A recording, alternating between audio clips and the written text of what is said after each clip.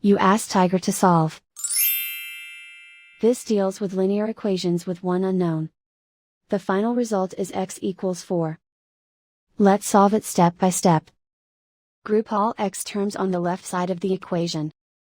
Subtract 16x from both sides. Group like terms. Simplify the arithmetic. Group like terms. Simplify the arithmetic. Group all constants on the right side of the equation. Add 19 to both sides. Simplify the arithmetic.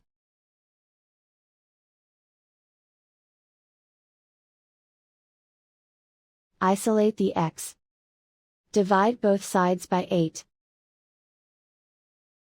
Simplify the fraction. Find the greatest common factor of the numerator and denominator. Factor out and cancel the greatest common factor. And so the final result is x equals 4.